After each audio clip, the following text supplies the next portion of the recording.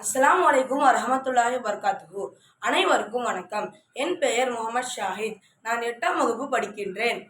இன்று 78வது சுதந்திர தினம். எனது பார்வையில் இந்தியா என்னும் தலைப்பில் பேசப் போகிறேன். ஆண்டவன் படைச்சிலேயே 2 சிறந்த விஷயம். ஒன்று இந்தியா, இன்னொன்று இந்தியன்ஸ். 2020 நம்ம இந்தியா வல்லரசு ஆகணும். அது நம்ம கனவு, லட்சியம். சரி, முதல்ல வல்லரசுனா என்ன? அணு ஆயுதம் வச்சிருக்கிறதா?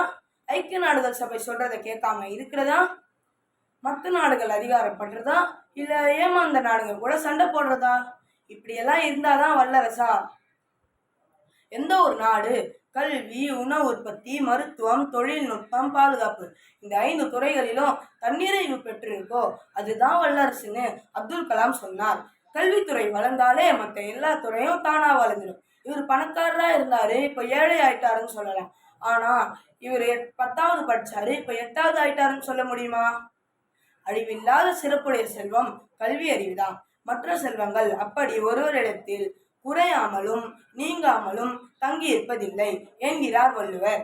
கேடில் விழுச்செல்வம் கல்வி ஒருவருக்கு மாடல்ல மற்றையவை என்கிறார். கல்விதான் அழியாத சொத்து.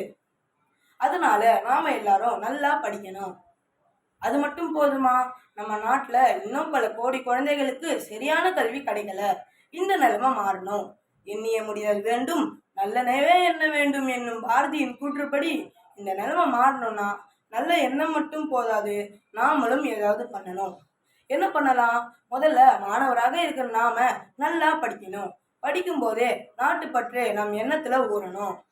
சமூக அக்கறை உள்ளவர்களாக நாம வளரணும். அதனால சமூக வளர்ச்சி குறித்த செய்திகளை நாம தெரிந்து கொள்ளணும். அது மட்டுமல்லாமல் நம்ம வீட்டை சுத்தி, ஸ்கூலை சுத்தி மரம் நட்டு வளர்க்கணும். நம்ம நாடு வளர இந்த மாதிரி சின்ன சின்ன விஷயங்களை செஞ்சாலே போதும். சரி, இப்போ கஷ்டப்பட்டு நல்லா படிச்சிட்டோம். படிச்சா மட்டும் போதுமா? இனிமேதான் இருக்கு முக்கியமான ஒரு தகவல். இன்னைக்கு இந்தியா தான் உலகிலேயே மிக இளமையான நாடு. 117 கோடி மக்கள்ல 54 கோடி பேர் இளைஞர்கள். திறமையும் உழைப்பும் இருக்கிற பெரிய இளைஞர் சக்தி நம்ம பலம். ஆனா இந்த மாபெரும் இளைஞர் சக்தி டாலர் கனவுல தன் அறிவையும் உழைப்பையும் வேற நாட்டு வளர்ச்சிக்காக பயன்படுத்திட்டு இருக்கு. அமெரிக்கா டாக்டர்கள்ல 38% இந்தியர்கள், நாசா விஞ்ஞானிகள்ல 36% இந்தியர்கள், பில்கேட்ஸ் கம்ப்யூட்டர் கம்பெனியில 34% இந்தியர்கள். இன்னைக்கு நம்ம ஆளுங்களாலதான் அமெரிக்கா வல்லரசா இருக்கு. உலகத்தையே கட்டி ஆளக்கூடிய திறமை இருக்கிற நம்ம இந்திய இளைஞர்கள் நம்ம நாட்டு வளர்ச்சிக்காக அக்கறை காட்டினா நாம தானே அடுத்த வல்லரசு. நேற்றைய உலகம் அமெரிக்கா கையில், இன்றைய உலகம் சைனா கையில், நாளைய உலகம் நம் கையில். வாழ்க இந்தியா! அனைவருக்கும் இனிய சுதந்திர தின நல்வாழ்த்துக்கள். நன்றி.